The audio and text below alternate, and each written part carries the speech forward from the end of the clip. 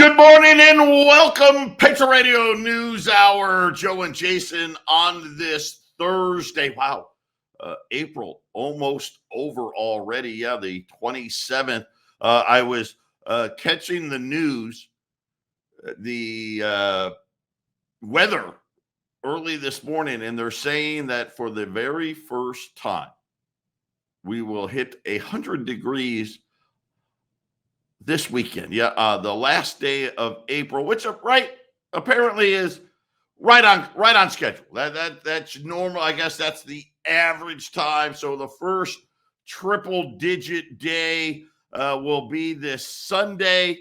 And then, of course, we may get a few days here or there over the next few weeks where it'll stay below 100. And then it'll be 100 plus for the next 4 or 5 months. So get ready. Hopefully that means more people will get out of town because less traffic is always better for me. Now that I've done the weather, 800-951-0592. That is our toll-free number. The website, allamericangold.com. And we had jobless claims today, first quarter GDP, and existing home sales. And I'll say this, Jason, there was something for everybody and none of it good. A lot of weakness and yet a lot of inflation. Yeah, I see. We talked a little bit before the show, and there's quite a bit to I guess digest. And next week will be a big part of it. And the weirdness continues. There's a lot of weirdness going on. I think politically, we're not a political show, but I think next year we'll be covering some weird stuff. It seems like it's lining up with this economic mess that's getting ready to happen. Yeah, I agree, right? Politics, we'll probably cover more of that on the half-empty cup, but of course, next year's going to be the election year and all of that stuff. So we'll see how that all shakes out. But first quarter GDP came in well below estimates, and I'm not surprised. They were hoping for about 2%. It came in at just over 1%, rounded up to 1.1%. Now, this is a first quarter number, and we know, January was okay. February even was kind of okay. Things didn't really, March, things started to really slow down. And I was telling Jason, never, ever have I heard of them raising rates when GDP's at 1%. I mean, usually at 1%, they're talking about lowering rates, but it's more than that. And this is why I think so many people seem so certain that the second half of 2023 is not going to be a very good half for the debt markets, because not only are they still raising rates, and again, we think they're going to do it Wednesday, but Jason, the money supply is also being reduced. This is a double whammy at a time when normally they would not only would they not be raising rates, they would be lowering rates. And of course, really ever since 2007, 2008, this would be about the time you'd hear more talk about quantitative easing as well instead of quantitative tightening. That's right. That's what makes this situation different. They've hit the wall. You can only go to zero so much, and negative interest rates, they don't really work until, there is one way you can get negative rates to work. You have a digital currency. We haven't talked much lately about how, the digital currency makes it really easy to have negative interest rates, which then that means you can print more, Joe. Yeah, and we'll have to break that down if we get to it. I don't know today, or if we do that in another show. A very powerful weapon, the digital currency. But yeah, GDP coming in at 1.1. The last reading was over 3. So this is a pretty pronounced slowdown. But here was the big problem in this number. because I would say this: Wall Street was very happy with that number, right? They wanted lower the better. Heck, Wall Street probably would have loved a negative number. The bad number in there had to do with the inflation numbers that come with that GDP report. And Jason, they came in much hotter than expected. They call it the PCE or the core PCE, coming in at 4%, well above the 3.7% that was expected. And here was the shocker. It was higher than the fourth quarter, where it was only 3.9%. Yeah. We'll keep our eye on that, Joe, because the problem of inflation is not gone, and then there's this. I don't know, in the news cycle, there's this sort of sense that it's getting better, but I was just watching a report about food, and it's still going up at like 10 to 20% per year. So these numbers, this gentleman was also talking about how they've adjusted some things on how they calculate inflation recently, and it's making it look way better than it really is right now. Well, and then they have the core PCE, and this is where it got really bad. It came in at 4.9%. So think about this: PCE came in at 4. The core, which is what the Fed's favorite number is, it came in at 4.9%. Jason, and again, that number also hotter than the last quarter. Boy, sure starting to smell like stagflation, isn't it? Patriot Radio News Hour. We'll be back after the break.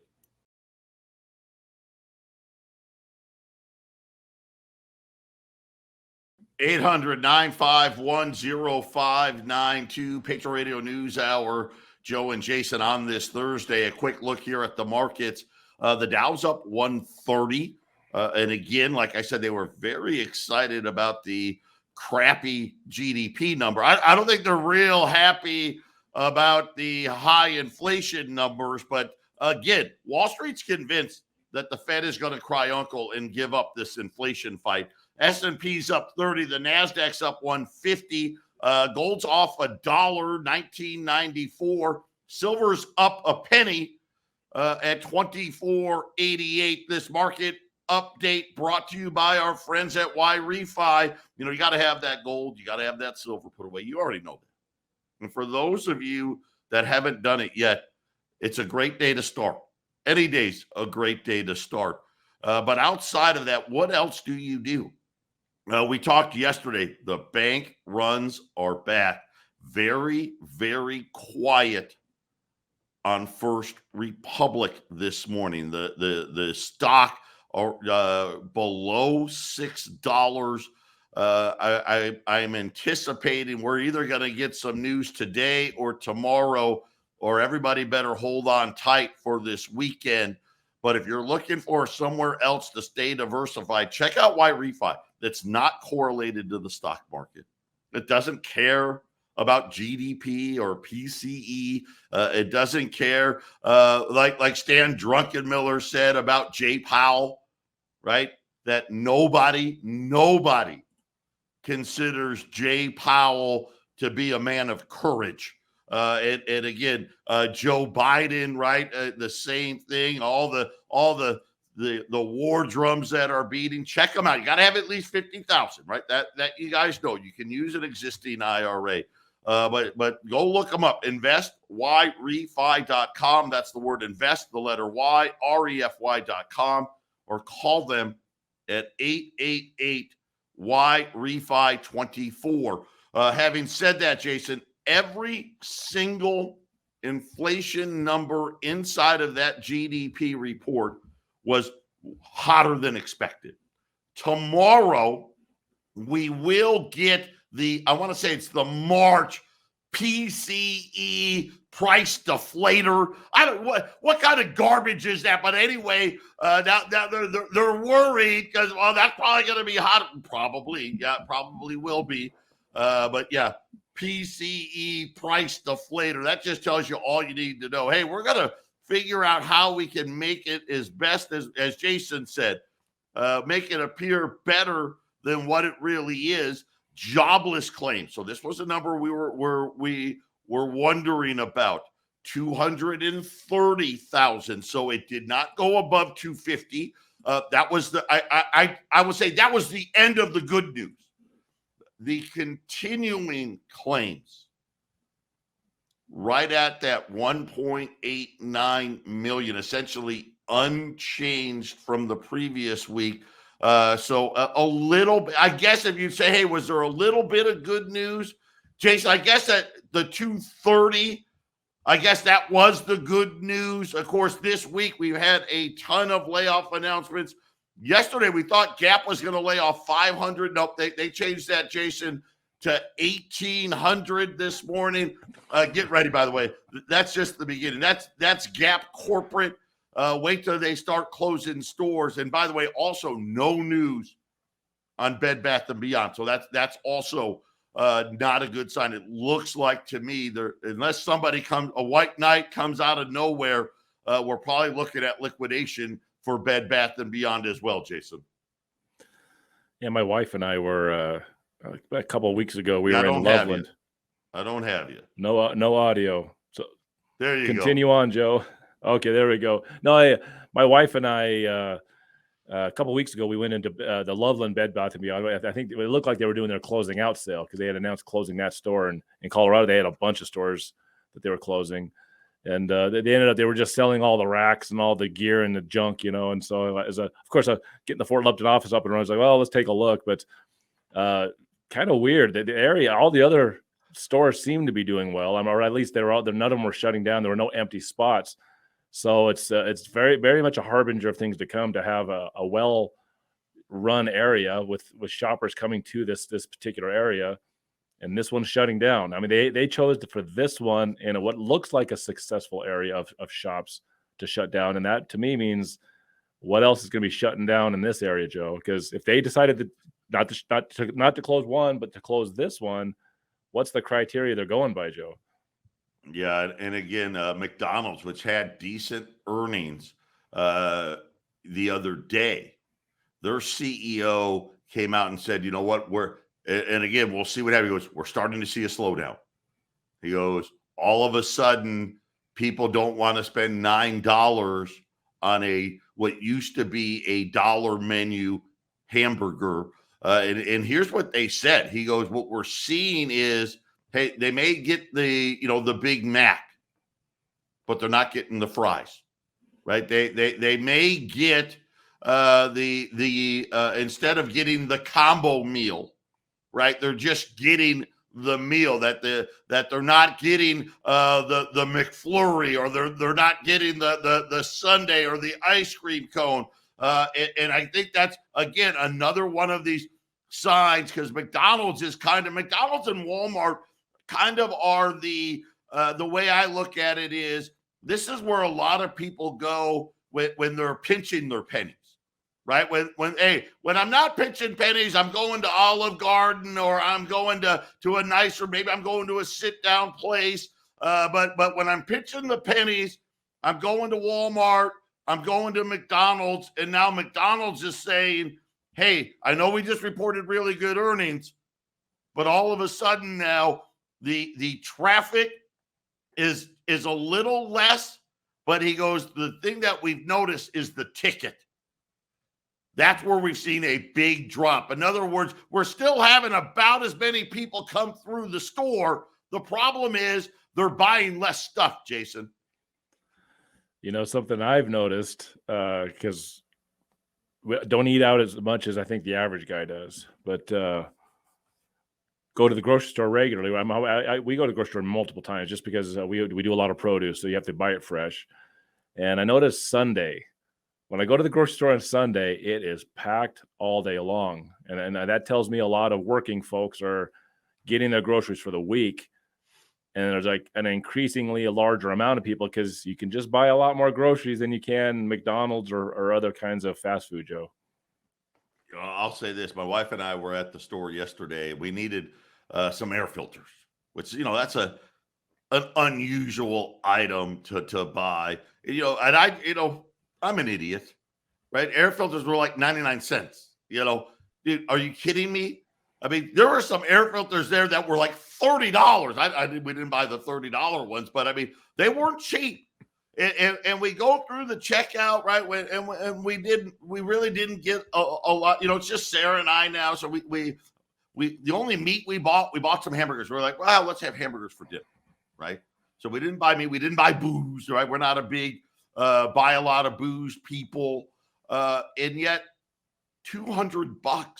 And my wife and I kind of looked at each other, and she looked at the cart. She goes, we didn't really buy a whole lot. And that's just how it goes. It's incredible. It used to be, oh my gosh, I can't believe I spent $100. Now you go there. I mean, I'm sitting there going, could you imagine if our boys were home?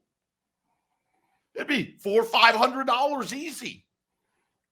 We also noticed at the grocery store that the box and bagged food, the more processed foods, Joe, they're usually pretty cheap, right? You get your box of this, crackers, and your bag of chips.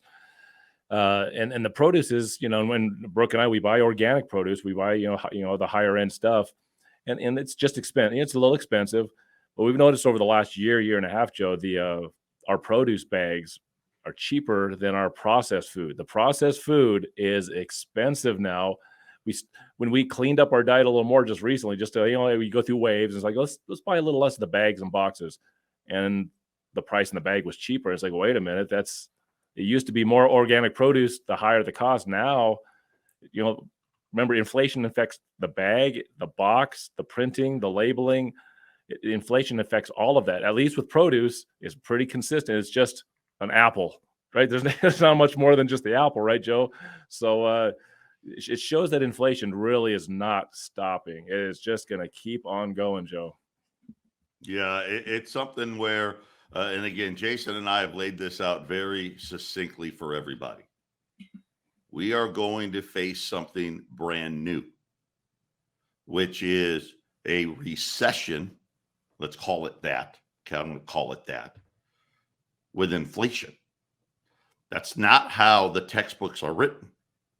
Of course, how do you get a recession with inflation?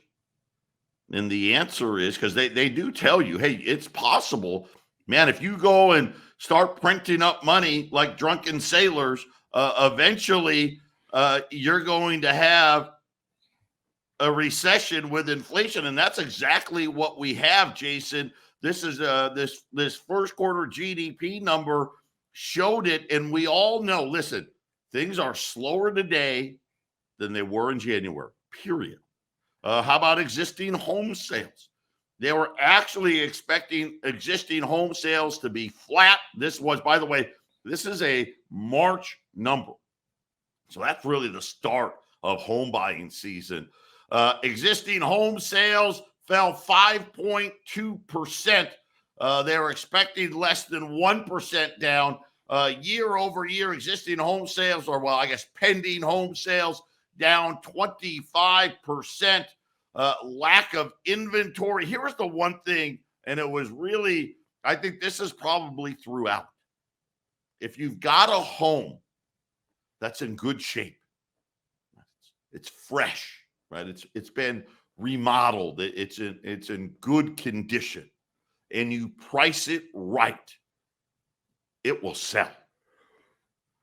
The problem is the vast majority of these homes aren't in good condition. They aren't priced right, and they aren't selling.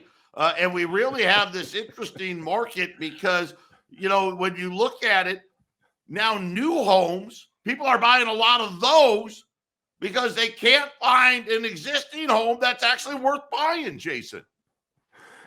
It's like I'm a Toyota Corolla driver, right? That's it's the cheapest way to do process serving or pizza delivery. And you turn in the old one for trade-in. Now, if you've kept it nice and did the best you can, that you're going to get a good trade-in. But if you just, then I've done both of these situations where I kept it nice, and the other one where I just trashed it. These people who did not spend the money on the upkeep of the home are thinking, well, look, the home up the street sold for blah blah blah, so that's what mine is worth.